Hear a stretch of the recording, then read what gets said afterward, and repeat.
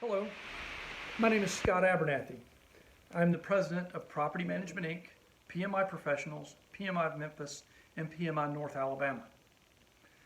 I'm coming at you today, you, our wonderful clients, to give you an update from our last update we did just last week. A lot of things have changed since then. Quick recap of our last update, and if you haven't seen it, feel free to do so. It's dated March 23rd, 2020.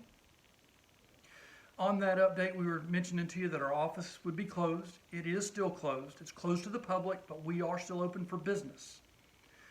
We have somebody manning the phones and dispatching phone calls, as well as most of our staff are working from home, and we are showing properties remotely using technology that we have.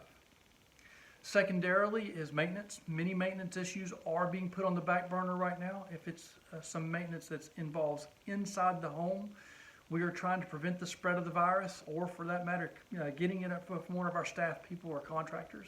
So therefore, unless it's an absolute emergency, we are not doing maintenance on the inside of homes right now.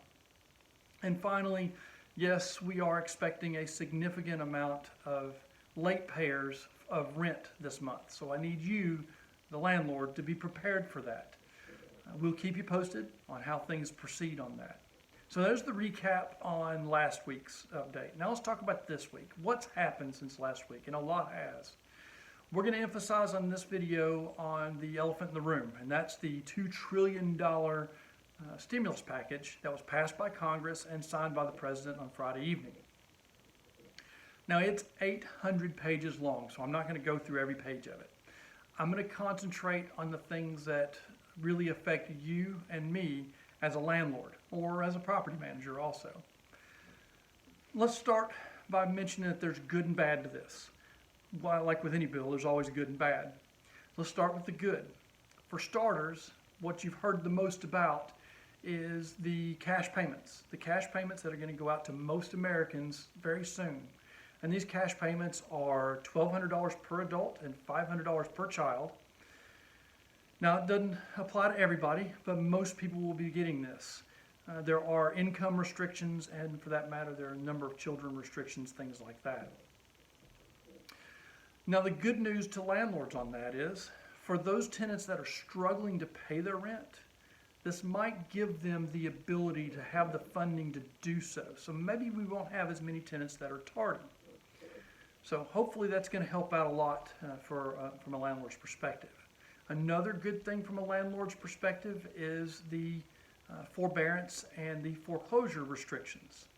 Under this bill, if you have federally backed or federally guaranteed money, like a loan on your house, that would be like an FHA or a VA loan, then there will be an automatic stay on foreclosures for 60 days. So there's one thing you don't have to worry about, foreclosure starting at least for another 2 months.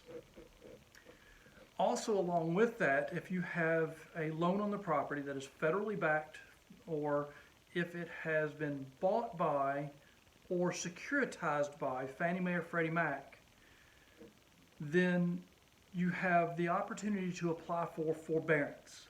Now, that forbearance is a forbearance of paying your mortgage for up to 180 days, provided that the loan is for a single family or up to a 4-unit building. If it is larger than that, a 5-unit or more, your forbearance ability is for up to 90 days. Now, I want to reiterate, that is only for those loans that are either federally backed or the loan has been purchased by Fannie Mae or Freddie Mac, or securitized by either or. By and large, based on conversations I've had with bankers, if you've got a conventional loan, that's going to be applicable to almost all of them. Almost every conventional loan that is traded on the secondary market has either been bought by or securitized by Fannie Mae or Freddie Mac. So you have those opportunities for you. If you're in a different type of loan program, I also encourage you, if you're needing help, to reach out to whoever's financing you, a bank, financial institution, insurance company, or private money. They may be able to work with you as well, but that would be between you and your banker. The law doesn't have anything to do with that. Now let's look at the other side of this coin. We've looked at the good side, we've looked at the bad side. On the bad side of this is, once again, I come back to, any property that has been financed by a federally backed loan, or that loan has been purchased by or securitized by Fannie Mae or Freddie Mac, these restrictions apply. And those restrictions are, for 120 days, we are not going to be able to charge late fees, file for an eviction, or serve a notice to vacate for any reason for the next 120 days. We're going to have to work with residents. We're going to have to work with them and negotiate a lot. It's okay. We've done this before. We can do it again. We will keep working on that. That's the crux of the package, the stimulus package that's going on. Of course, there's a lot more to it. I encourage you that if you feel like you need forbearance, I encourage you to really learn what forbearance means. It's really more about suspending payments as opposed to forgiving them. So they'll be tacked on at the end of the loan instead of just going away. And don't forget, they'll charge you interest during that period of time as well. So if you need the lifeline, take it. If you don't, I encourage you to try to weather the storm without doing so. But the opportunity is there if you need it. Mostly, I want to thank you. I want to thank you for being our client. I want to thank you for giving us the opportunity to help you weather this storm. We're here for you if you need us. If you have any questions or concerns, feel free to reach out. We look forward to serving you.